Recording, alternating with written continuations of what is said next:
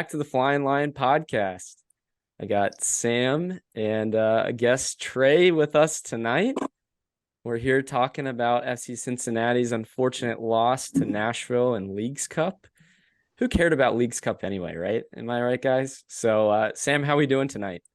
Doing good, doing good. Yeah, it's always tough to do these podcasts, after a loss, especially, against Nashville and at home. But, it is what it is. And I'm kind of like with you, who really cares about Leagues Cup? It's not like it was MLS or another cup. So that may just be us being a little, stingy or whatever. But, I'm fine. Trey, what about you, man? I love the copium there. That's great. Because I'm sure if we won, we'd be, talk about how awesome it was. Yeah. That's true. But, that's the gadget analysis you're going to get from me since this is my inaugural appearance on the pod. But yeah, it sucked. I guess it wasn't a fun game to watch at all. But I guess Sam's right. It stings a lot less than it would if it was. I don't know. It didn't have much weight to it. So, but I mean, I don't know how you guys feel in like this whole rivalry thing that they've created, but they're like, yeah, this like adds to the rivalry. We won this one in PKs and blah, blah, blah, and knocked you out of this tournament. Like, we didn't really even care about this thing anyway to begin with. But Trey, on your point, like, you're right. If we won, we would have been all psyched about it, and we're moving on to the 16, but that's okay. All good. Anyway, as Trey kind of alluded to, I thought the first half was just probably the most boring half I've watched of FC Cincinnati this year. We had some chances. We'll start, I guess, first start off with a starting lineup. Probably one of our most solid lineups in the last, I'd probably say 5 or 6 games. Sam, what do you think? Yeah, absolutely. That was the tweet that I sent out. I mean, I thought the lineup was solid. Like, you look at that lineup and it is very much a starting lineup that we're back to full strength. I know we were missing Celentano, and I probably put Arias on the right side as well. But as far as full strength, I thought that was as good as we could get for the Leagues Cup, or I thought that was the best lineup that we've had in the Leagues Cup. So yeah, it was interesting to see how they came out in that first half, and it was very underwhelming. Yeah. Trey, any thoughts on the starting lineup when you saw it roll out?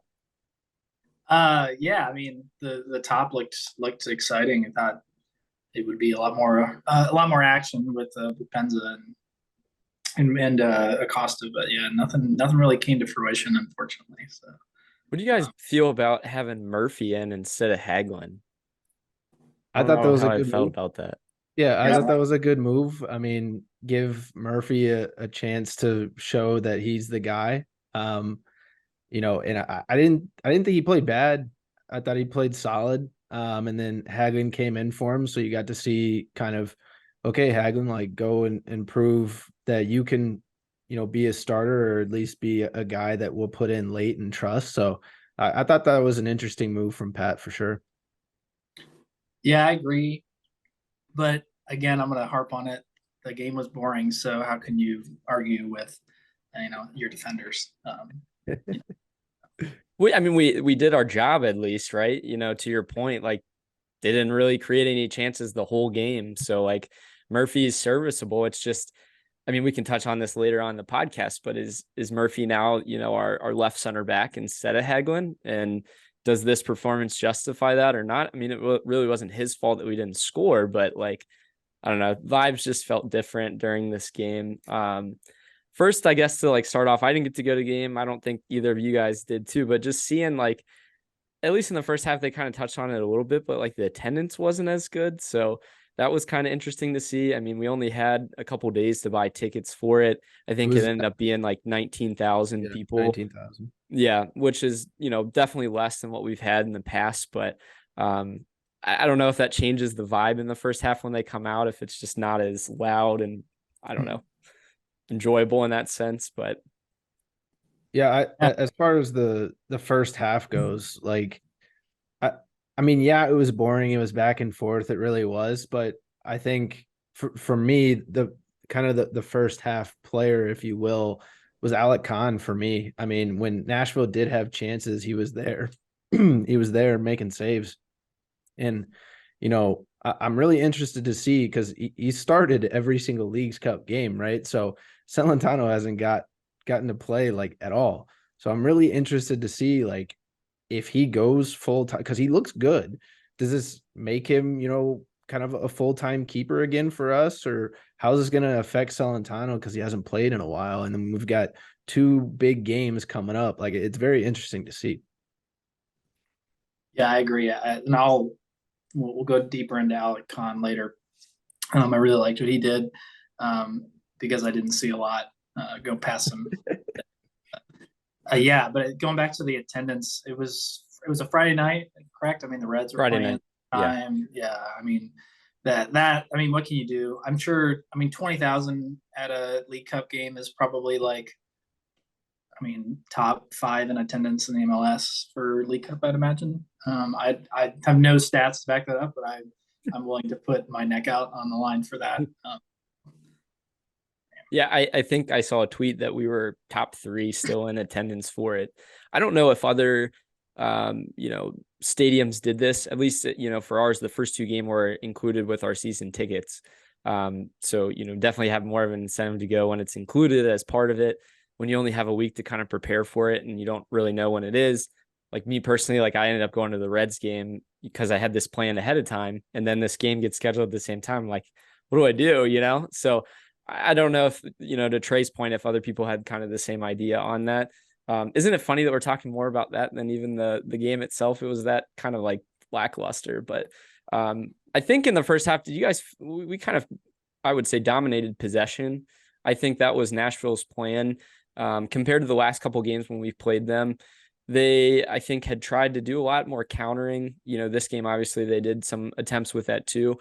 They just got a DP striker, Sam Sturridge, I think his name is, coming from England. So, maybe they sustained better possession, but at least in this game, I think, had 67% of the possession. So we were creating chances. It's not like we weren't, but just really couldn't do much with it. So, Sam, what were your thoughts on that? Yeah, I mean, once again, there wasn't much to go off of, but Nashville was trying to play the counter a lot more than trying to keep possession. And I think we kind of just we played to their level, if you will. In that first half, it was very much they weren't really trying to score too much, and we were like, okay, well, we won't try either, right? It was kind of just like, okay, well, I'll play on the same level as you guys, and we'll try and get a draw. But unfortunately, it's not how tournament play works. You can't just play for a draw. So it gave me that kind of feel. Yeah, I mean, I think they had a good plan. Possession was great. Nashville obviously, came away with the win, but it's not like we didn't have some chances. That I think like the Bupenza in like the 80th minute kind of had a miss hit. I feel like I saw a lot of miss hits. Even on the defensive end, we had some like clearances that we just like.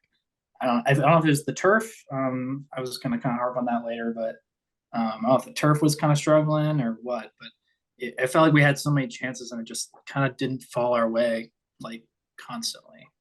Not that that's any excuse, but maybe maybe their heads were in the right place. It's a League Cup game. I can't imagine that everyone had their full 100% into it. Even just their mindset going into it. So. And that's why I think it was so interesting that like he did roll out the lineup that he did. I mean, it seemed like they're going for it. We've talked about it on prior podcasts. It's just like we've had so many, different cups and competitions that we're in. Like, how do you prioritize it? But I think Pat's mentality of let's just try to win everything we can and one game at a time. To Trey's point, at some point your luck kind of runs out on that. I mean, some of the past games have just been crazy. I mean, even the fact that we beat Chivas 3-1 and just dominated, some of those, but it's a familiarity thing. I think that's the better way of phrasing. It's not a rivalry. It's just, we've played them so many times. So you get more looks at each other and then you get an idea of how you want to play. So usually I think Pat and the assistant coaches do a good job at halftime at adjusting. I think in the second half, you see a little bit more created chances. But to Trey's point again is like, you don't finish. And I've always harped on the fact that in the MLS, if you have half chances and you don't finish it, you're going to lose. So, coming down, and I forget the exact timing on Nashville's goal from the corner kick. Do you remember? 64th minute, I believe. 64th. So, I mean, you're decently into the second half at that point. And they get this corner where, I mean, I don't know if you would say we're unlucky with it. How many times have we seen it this year where we save the initial one and then a dude just like taps it in? So this goal was all on Barreal. If you watch the replay, this was all on him. Like, so I believe it was Barreal and I can't remember who. Yeah, Obi right there at the beginning, on the front post, and Barreal is tracking his man, and then as soon as the ball is kicked, he just drifts forward, almost to like walking towards the corner taker. Like, it didn't make any sense. It was almost like he glitched. He was like a FIFA glitch. And then it was just a wide open header for, the Nashville guy, and great save by Kann, but not really much you can do with that. I don't know if you punch it out more or if you like try to grab it. I don't know. I just thought it was a really good header. Like, it was a really good header. It was a hard ball, and you can only get 1 mid on it. Yeah. McCarty was just he was like stunned. He was so open because you're right. I mean, Barreal got lost. I mean, he didn't even have to like barely take 2 steps, and just a little soft header, and then anything can happen after that. So, Trey, I had a question for you. I mean, back in your playing days, you were primarily a defender, but on set pieces, there's a lot of different ways you can line up on that. Either you man mark or you put guys on the posts like that, or I mean, it just has to be better marking in general, I think, right? Absolutely, yeah. I mean, you can't lose the front post guy at all. I mean, that's especially in the MLS. I mean, these guys can. When I played, you can't. I mean, we got lucky sometimes, but they're gonna put it on target to their front post, to the head of their front post guy. So if you're not marking them, you're doomed. So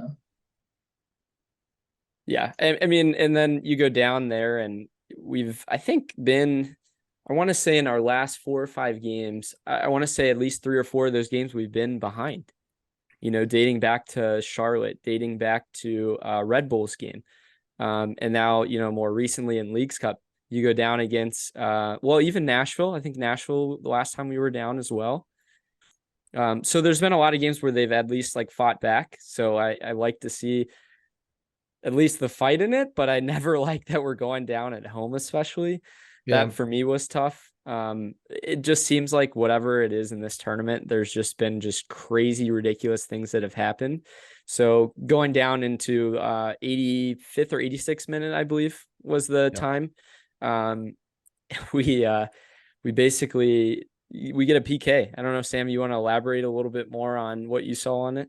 Yeah, I mean, so the PK was very, very out of the blue, which it was a PK. Like, granted, it was very just blatant, clear foul on Vasquez, but Kubo puts in the cross, and it's not a great cross, but it's in the box, and for some reason Jack Mayer just decided to go ahead and push Vasquez out of the way and give us a penalty, which Vasquez then converted. Which, once again, it's great to see Vasquez converting on these penalties, especially because we saw him not convert very blatantly in person for the U.S. men's national team game. But it was kind of like a weird PK. It was like, all right, I guess we'll take it. Trey, would you prefer Acosta on that one or Vasquez in that situation? Vasquez, because he made it. I don't know. I don't know. But I will say he sold it a little bit. Props to him. It was a timely sell. But I mean, can't put 2 hands on a guy's back. Especially in the box in the last couple minutes and the team's behind, like he's gonna try to draw that all day. Yeah, and the national keeper, kind of covered up a little bit. So I mean, the ref had a lot of things to look at. So to Taylor Twellman's point, I rarely give him credit for anything, but he was talking about it in between, I believe, their goal and our PK chance. He was talking about FC Cincinnati really exploiting Jack Mayer, because I guess some audio was picked up from Pat on the sideline during like one of the hydration breaks. And Pat was talking about, hey, like, stop working it in the middle, come from the sides, right? And, whether that be a Barreal cross or Kubo in this instance, I thought that was a nice little nugget. Yeah, good point. I don't know if you guys felt this. The game changed for me when him and Halsey came in. You put Brett Halsey out wide, a rookie, but with energy. And like you said, I think that adjustment he made, and then you start getting more balls in the box and you create opportunities, especially when you have like bigger strikers. Vasquez is good with his head. Bupenza seemed like he's pretty decent as well. Trey, you made a good point earlier on in the pod, though. It was in the 80, I want to say third minute, right before the PK. Halsey plays a ball across the box and Bupenza just blasts it over. I think it's still coming down at this point. Dude, it took a skip. I'm telling you, the surface, it wasn't good. They needed to get out. They needed to get the ground screw out there and just roll it or something. It hit a little bump, and I don't blame them. Both him and Vasquez just, I mean, could not for the life of them like convert in front of the goal. It was like 5 yards out, not even from the penalty spot. Like that's how close it was. I will say Bupenza, watching him play, he looked a little out of place. Like he's still just does not look comfortable with this squad. Or he doesn't look used to playing with like another guy up top, right? So I think he's really got to come into his own, because Acosta likes to pretty much have the full range of wherever he needs to go and kind of create. And I think he needs to kind of adjust to that, because he keeps finding great spots, right? However, those spots he may not have like the right angle, or once again, he may not be able to finish it. But I do see him wanting to take these outside the box chances, and he's almost hesitating. He's not taking the chance. So I'd like to see him take those chances, regardless if they go, 20 rows up. I still kind of want to see what he can do from that standpoint, because I think he can do it. Yeah, I mean, you're exactly right. Watch his YouTube clips, and he's destroying balls from 30 yards out. I mean, that's his like MO. That's his thing. Yeah. To your point, I guess, on that, like the comfortability. If you look at the Chivas game where they press high, I mean, the whole team is pressing. You're going against, this press where it creates space behind, essentially, right? And I think what he did a good job with in that game was holding off the defenders, but playing quickly to get behind the defense. Whereas you play Nashville, and Nashville's playing off a little bit. They're playing a deeper line. Then he's got to come back to still get on the ball, but maybe does that create chances for him to go forward and to shoot from further out? That's where I think all year we've been trying to get the perfect pass, the perfect opportunity on things, instead of, like you said, just creating those shots or those little pockets where, sometimes we just need that. And I feel like Acosta does that sometimes. Barreal had a decent look on one of them that I can remember as well, but I don't know.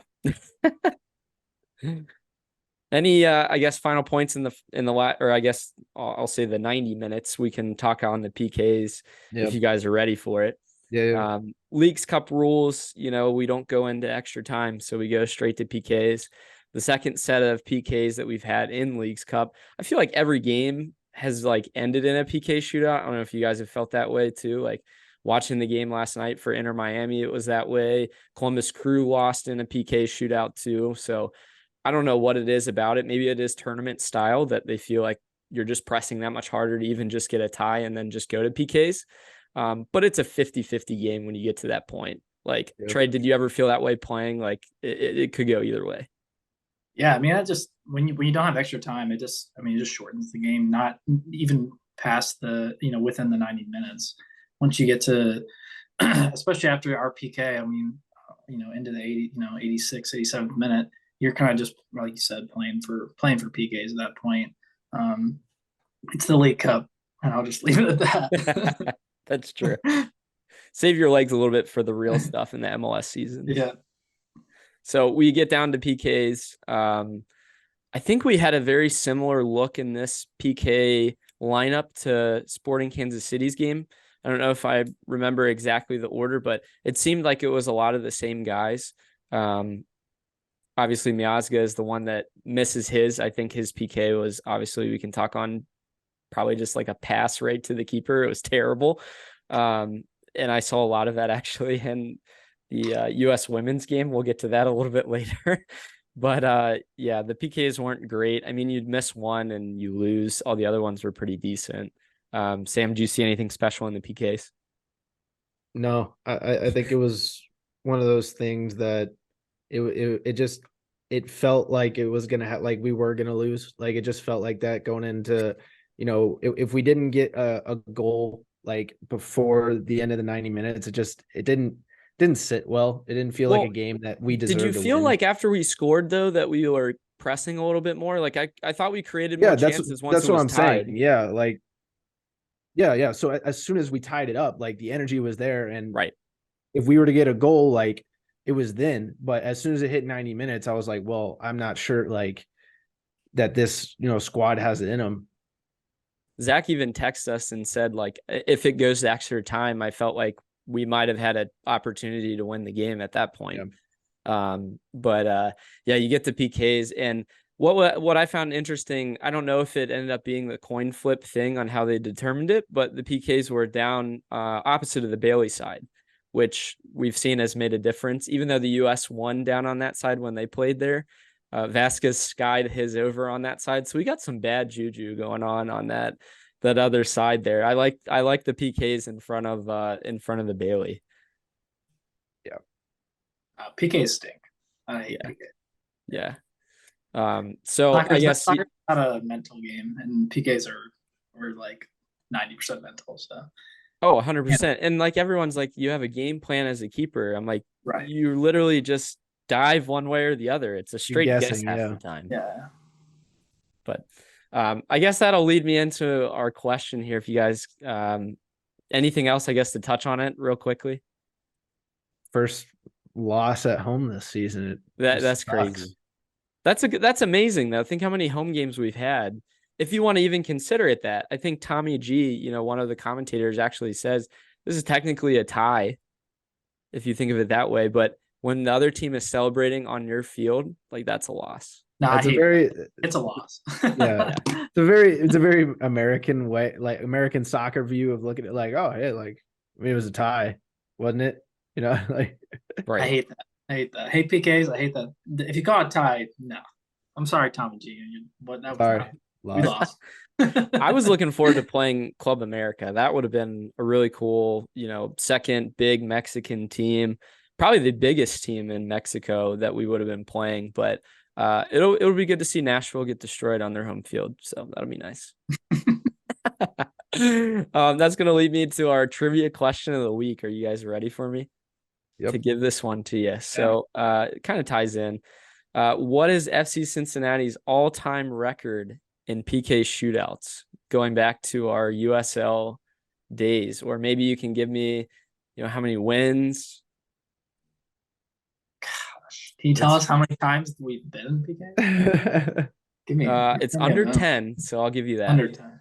All right. Including USL days. So I had saw the MLS stat. USL though. I'm gonna go with 9 total games, and our record is 5-4. Okay. Trey, what about you? I mean, I can think of like We're talking if you go all the way back to I know, yeah. US Open Cup. I remember the US Open games, and we played. It was at the Chicago. Oh, I'll say 5-3. 5-3. So we had 5-4 and 5-3, I think. Is that correct? Yeah. All right. We'll stay tuned to the end of the episode. We'll give you the answer to that. I think we'll take a break here, go to our sponsor, and then we'll come back. We'll chat a little bit of our jersey swaps, our cards of the week, and kind of get into a little bit of some transfer rumors. So stay tuned. So Agility is a technology-driven soccer training facility. So we offer 6 facets of training. That would be Tech Touch with ball launchers that work on your first touch, the TSZ, which is the ESA equipment and working on decision making. We also have a circuit, circuit training would be taking the ESA equipment to the next level. It's kind of like a soccer obstacle course. Then we offer neuroscience training with our reflection tools, working on processing things a little bit faster, hand-eye coordination and such. We offer skills classes, which is your typical core skills training. Lots of people still enjoy that, so we work on a lot of attacking 1v1 skills. And then we also offer athlete development. So our athletes come here and they work on speed, agility, quickness, explosive movements, really just learning how to move and function a little bit better as an athlete.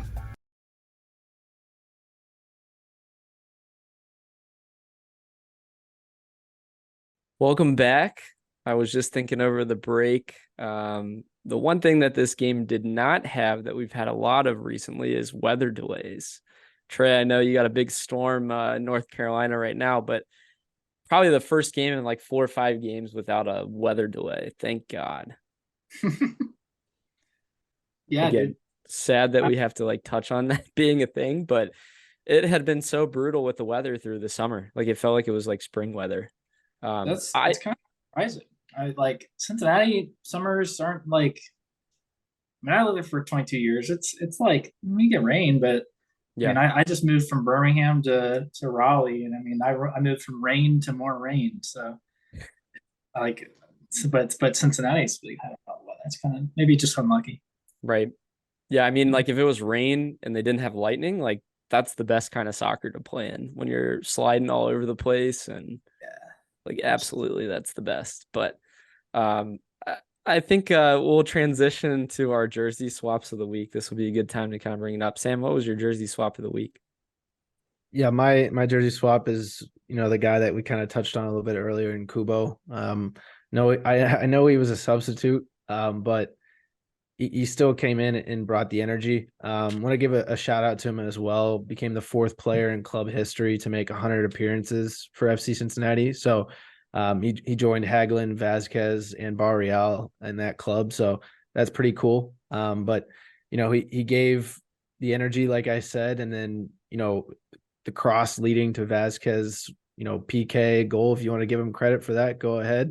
Does that give him an assist? I don't know. I don't think so. But, in my heart, he's my jersey swap. So I'll give an assist as well. But I did think it was funny on the team site, the Leagues Cup site, and the MLS site. I think they're all run kind of by the same people, but they have him listed as a striker. Do they really? Which he's not. If you watch him play, he's not. He's a center mid. He was brought in as a winger. Had been playing defensive mid, had been playing striker earlier this year, and right back. Yeah. Someday we'll get him in. They do that in sports. Like defensive linemen who like also play like linebackers who also line up like on the outsides. They like call them defense. Like I don't understand that. And they do the same thing in soccer, obviously too. Yeah, I just thought that was an interesting little nugget to throw at the end there. Do you think Kubo would be considered like our 5-tool player? Like, a baseball analogy of that? Yeah. Usually 5 tools means that you're good at 5 things. And I don't think that's the case though. He is my jersey swap though. Still a shout out, but doesn't have 5 things in the bag. I love it. Yeah. Trey, what was your jersey swap of the week? Oh yeah, Alec Kahn for sure. I think we didn't hear his name a lot, but when we needed him, he had a big stop early, some balls bouncing around the box. PKs are PKs. I'm not gonna go deep into that stuff, but yeah, and I think the one goal, again, McCarty got free and just stood there. So I don't think that one's on him, but didn't hear his name a lot, so it was a boring game. So I think the keeper definitely deserves my jersey spot here. Do you think he starts over Celentano now, in your opinion? No, but he had a great game. I don't know, man. You made a good point earlier, Sam. How rusty is he at this point? He hasn't played in several weeks, but it's the goalkeeper. Like, I don't know how many reps do you need to like stay sharp, I guess. I don't know. I don't know. We asked Eric that, and he seemed to have some insight into it. But yeah, I think it'll be interesting to see kind of leading up to our next game, like what the talk is, which, like you had said, they've got a while to kind of prepare for that though. I saw this was really interesting. It was on Extra Time. I think they had their podcast talking about, transfers that could happen. This was prior to the deadline, last Wednesday, but they were saying that Alec Khan would have been on the trading block for some of the teams. And I thought that was really interesting. I don't know like who we have gotten, for him or even at the end of the season, but a serviceable, backup keeper. I mean, that's huge when you're playing in 3 or 4 different competitions. Like we look at, Matt Turner playing over at Arsenal, the Premier League, and then you have the FA Cup and you have Europa Leagues or Champions League. Like, you need to have multiple keepers that are good. And I think that's the modern game. And I think it's solid, that we have a serviceable guy like that. So, yeah. Ryan, who was your jersey swap? My jersey swap was Brett Halsey. I thought the dude came in and played really well. Put, a great ball on a platter. Can't help that the ball jumped up there on the surface, like Trey said, for Bupenza to try to put one in. But, I don't know. Halsey might be the future at either right outside back or left, potentially, depending on what happens with Barreal at the end of the season. We'll chat about that here in a little bit, but I think he's young. I think 21, 22, was in the RSL academy, had played on their 2 team, now is making some good contributions, more than some of our other rookies lately. Even getting a little bit more minutes. I was surprised then. I don't know if they're going away from Gaddis or just trying to see what Halsey looks like at the outside back, but I've liked what he's done. So it'll be interesting to see. Yeah, I appreciate the shout. I mean, bringing the youthfulness over Gaddis in a game like, the Leagues Cup, I really think is a smart move, especially long-term for the rest of the season. I mean, if you're wanting to bring in a guy like Gaddis, it's going to be during the MLS season or, maybe the Open Cup, maybe not, but more of the MLS season, I'm thinking, or, have him ready for the playoffs because he is so tenured and has a lot of experience. So you're wanting him to be healthy during those times. Whereas Halsey's a young guy, and we saw it. He brought a lot of energy to the game and created a lot of chances on the right side there. Unfortunately, once again, Bupenza can't finish, but yeah, I thought he played really, really well.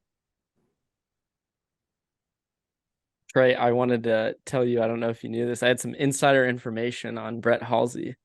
Oh yeah, let's hear it. He had bought a house from our family friends in Norwood. Norwood, man, let's go. Go Muskies. Trey is a Musketeer grad. I thought he would appreciate that he now lives in the city of Norwood. Norwood, So man. now you must like him more now, right, Trey? I mean, I don't hate him more. So. Speaking on hate, let's do our cards of the week. Sam, let's hear it, man. What was your card of the week? Yeah, card of the week is gonna have to be Barreal's right foot. It's just it's keeping him from becoming an even better player and honestly a world-class player, because we see flashes with his left foot. His left foot is world class. It is, whether that be crossing, volleys, just striking the ball in general. He's able to manipulate the ball, especially during free kicks, is pretty insane. But I think he relies too much on that left foot. And when he needs to cut back onto his right, it's just not a threat, So if he wants to go play at Ajax or if he wants to go play in Europe, he has to get more comfortable on that right foot. So that way he is a threat when he does cut back. You're not sure what he's going to do. I thought it was very apparent during that shot that he had. It was a wide open shot and tried to curl it in with his right, and there was just no power there. It was just like a fart off his foot. That's what it looked like. Do you think Messi has a similar right foot? I'm trying to think back to all the times I've seen him. He's got the best left foot in the world, but I mean, his right foot is at least serviceable. But when you play left back and you got to be able to swing it in both ways, I think you're right.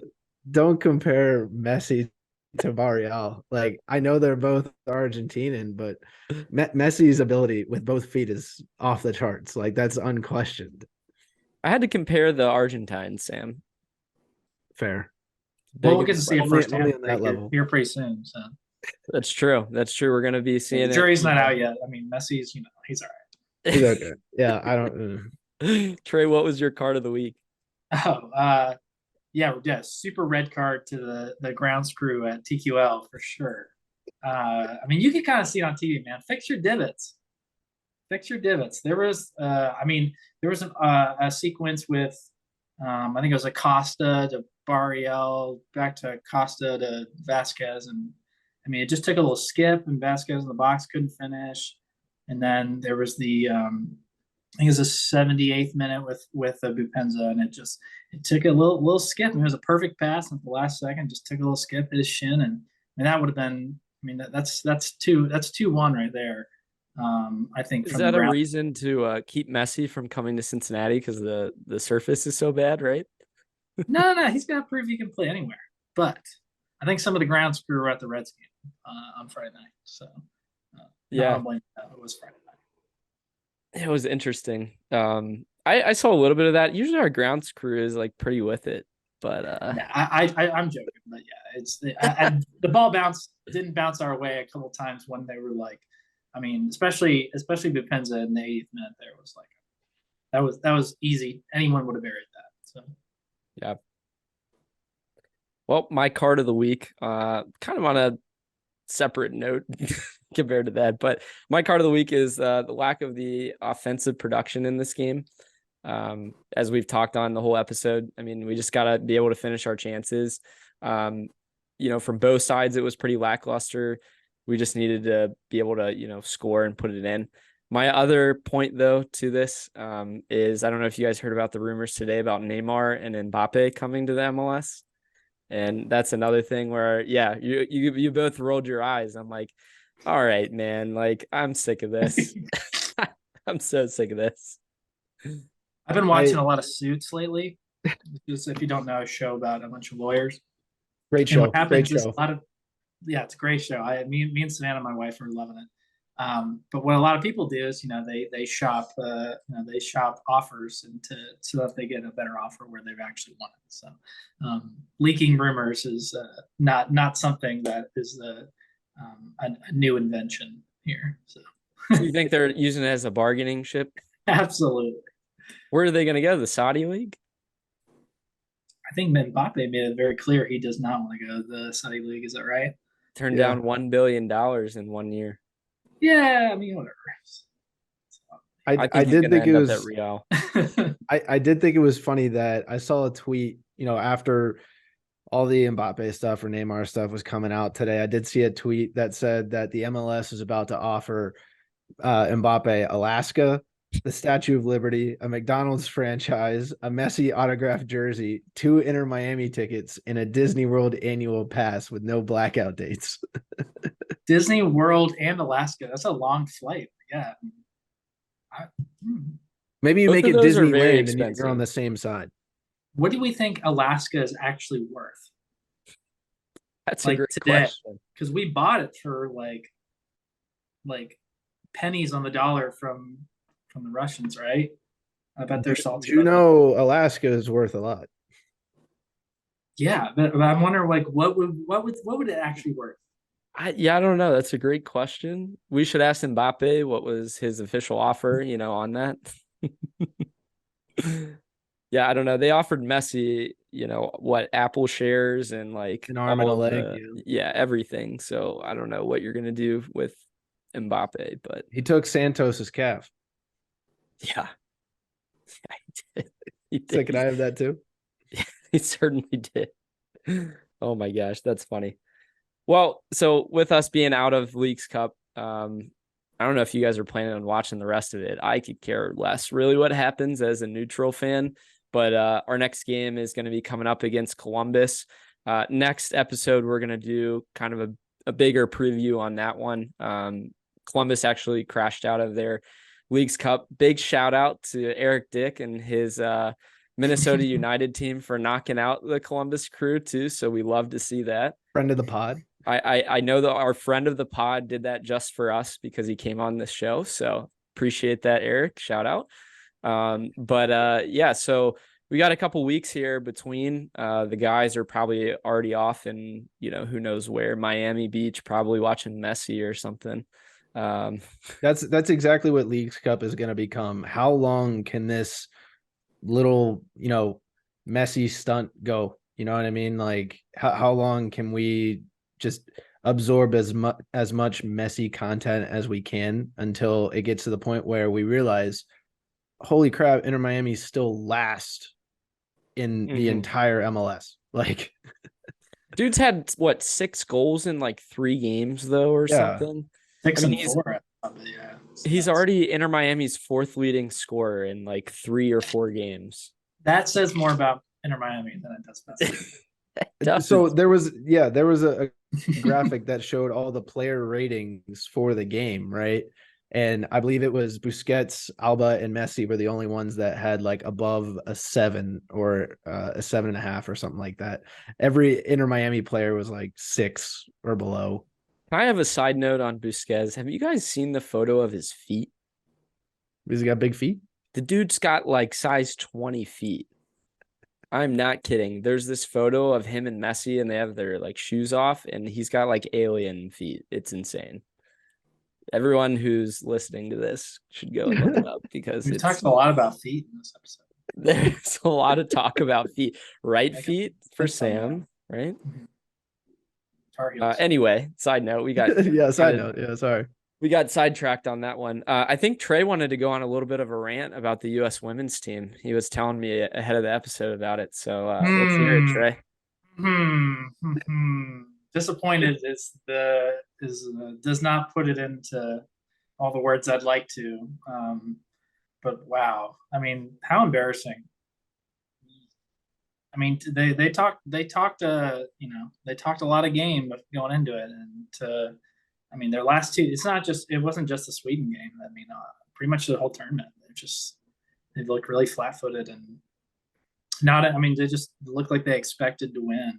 And then, I mean, didn't even look like they were giving much effort. So I'm really disappointed, but yeah. So for those who, but props to Sweden and hopefully, is it Japan and Sweden that are going next? I think it is. Yeah. Good for them. So I'll leave it at that. I'm a little mad. What Trey was referring to, for those that didn't see, the U.S. Women's team got knocked out in PKs. Surprise, another PK shootout in the Women's World Cup. The last PK was probably the craziest thing I've ever seen. Our keeper stops the ball on the first effort, and the ball like somehow goes over the line and like by a millimeter is like in the goal. I don't know how they have the technology to see like that precisely, but like from me watching it at 7 a.m, I was like, oh, that's totally not it.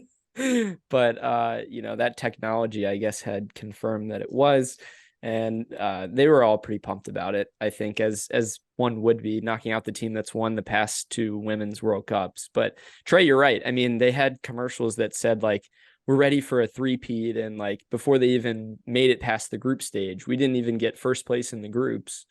And then, we're missing Rose Lavelle. Let's just say it, as it is. Yeah, go Muskies again.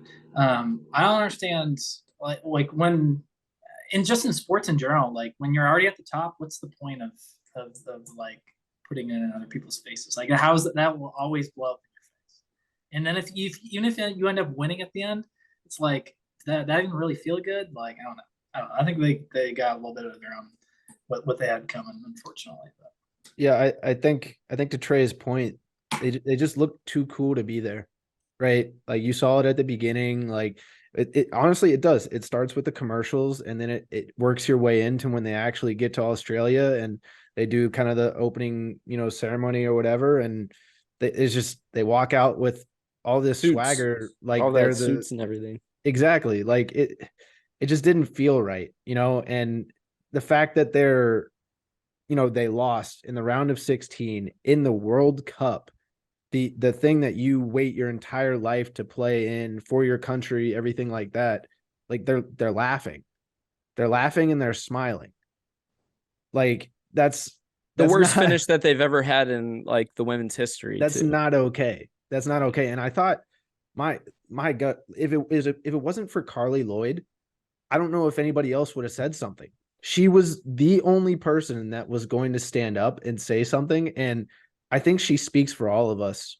And she was the only one that, really has the credentials to really say those things and mean it. Right. Right. And I think it really does all come down to what Trey was saying. It's like, it's just embarrassing.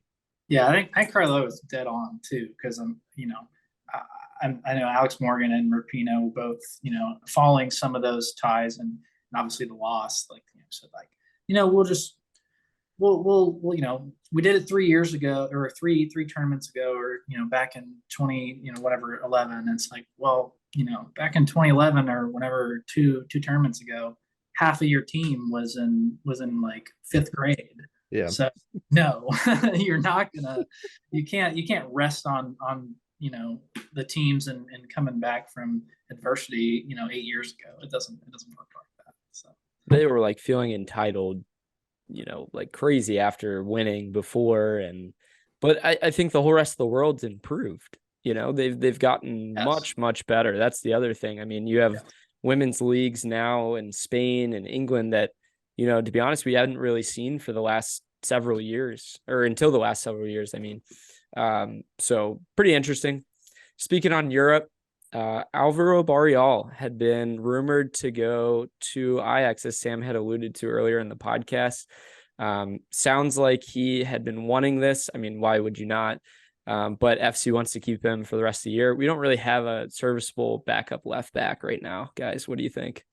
I mean, I think Halsey would manage. I genuinely think Halsey would do a solid job. I don't know if he'd start every single game, but I think he would bring that young energy that Barreal does bring. But yeah, I think he's rumored to go around. I think it's 8 or 9 mil right now to Ajax. Right now on the left-hand side for Ajax, they have Tadic, Bergwijn, Wijndal, and then they have Wrench as well. So I believe Wijndal and Wrench are both left backs on that left side, whereas Bergwijn and Tadic can kind of play in the middle or on the left side. So it's a little interesting for an Ajax perspective on why they would kind of want Barreal, to be honest with you. But I don't know if it's just kind of they want more depth and more youth, which I feel like Ajax has always got a lot of good youth players Internally, yeah. Players, yeah. So I don't know. It's also a weird move when you look at their depth, to be honest with you.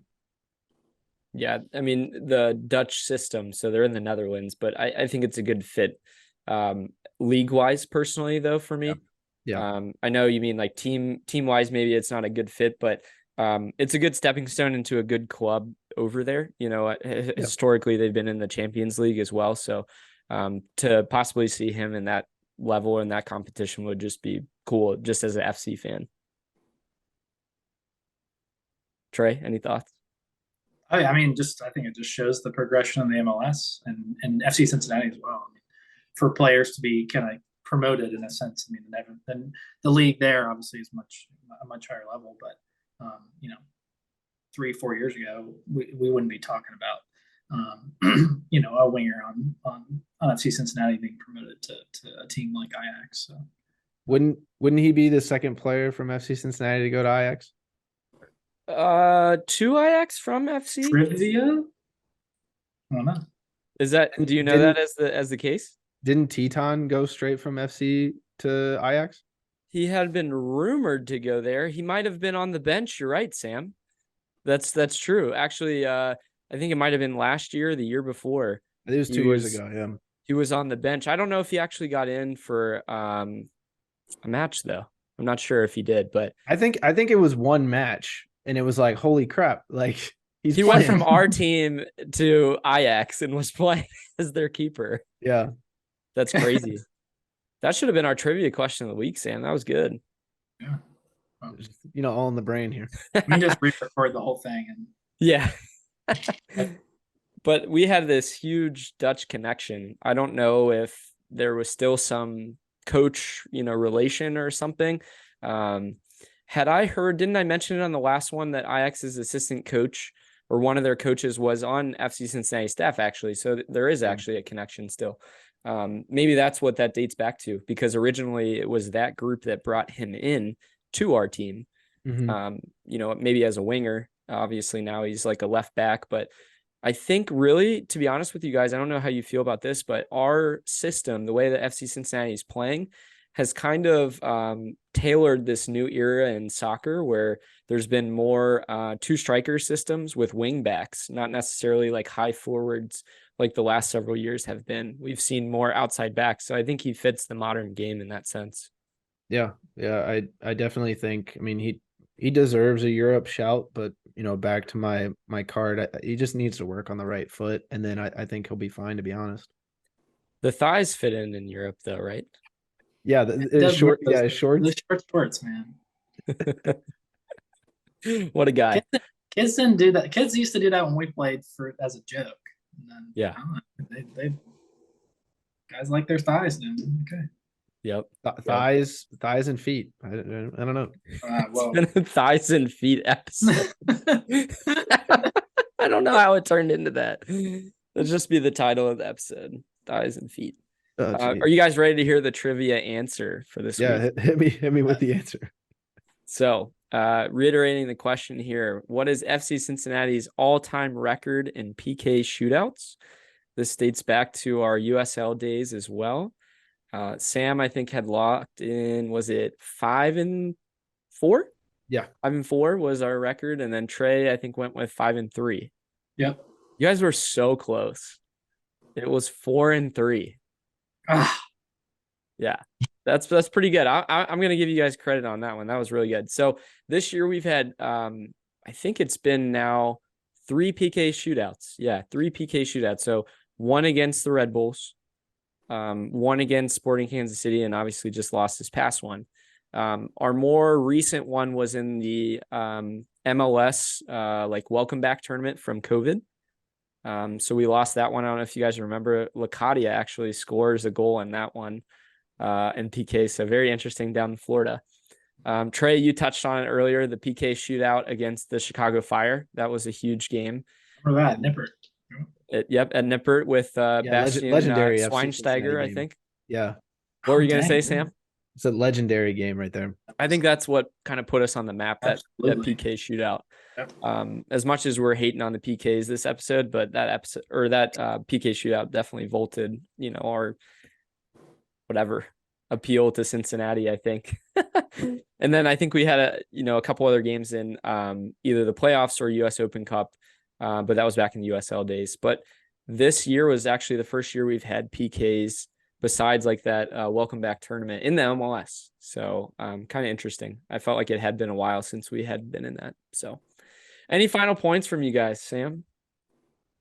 No, I think it'll, I mean, as much as it sucks to be out of another cup, you know, an opportunity to win another trophy, I think, you know, this just gives us even more time to focus in on, you know, the other competitions that we have, which, you know, retaining the MLS, you know, lead for, you know, the regular season and then also for the Open Cup as well. So excited to see the next 2 games are going to be probably the 2 biggest games of the season, kind of back to back. So it'll be interesting to see what Pat does with the lineups. Yeah, I agree. I think it's been super fun to watch this year. League Cup wasn't at the top of my TV list on Friday night either. But it's been awesome. I mean, the Reds are playing well. FC Cincinnati is playing awesome. And it's given us a little, you know, I don't have to sit there and twiddle my fingers waiting for the Bengals to start again. It's been fun. Little side note, I did just move to Raleigh, as Ryan mentioned. I'm in North Carolina. And so Charlotte FC is the closest team to me. And I'm a big talk radio, sports radio guy. And so the Charlotte FC radio station is whatever the ESPN station is here. And they do like a little promo saying, you know, home of the Panthers and the FC Charlotte or Charlotte FC. And you know they're like play-by-play guy who when they Mickey Mouse. Oh my gosh. And so they play like 3 different like voice segments of him saying, "Goal, he scored!" And it's on the radio like constantly. And it is the most annoying thing ever. And I actually changed this. I hate to change the station, but whenever I hear that voice, I'm sorry. It's so annoying. Why do they keep playing that guy's voice down there? That's just I know. I think the people just lean into it. I think they love it. I mean, I don't know. Maybe I'm sure some Reds play-by-play guys have been really annoying in the past too, and I'd probably defend them too. So Trey, what's the vibe, I guess, for Charlotte down there? Is there a lot of people supporting them out on the streets, or? I live in Raleigh, so Charlotte's like 2 hours away. So and I've only been here for two weeks, even less. So That's fair. So I don't really have know much about of the vibe yet. Yeah, we're the talk on the streets, Trey. Come on. Yeah. Sorry, I haven't done much. Talking on the streets about MLS soccer here, but that's a good sign, though. I like that. Yeah, on the radio, they talk about them on the radio all the time. So yeah. My last little tidbit for us here: the Tree Blade is still in play, boys, so we can still get 3 trophies this year. We're not going to get a quad, but we might be able to get 3. So I love that. So we'll call it an episode. Guys, we got a big guest coming next episode. It's going to be a MLS person. So I'm just going to leave it at that. So just stay tuned for that next week. It'll be a nice interview with him. So we'll see you next week, guys. Thanks, Trey, for joining us tonight. Hopefully we'll get you back on.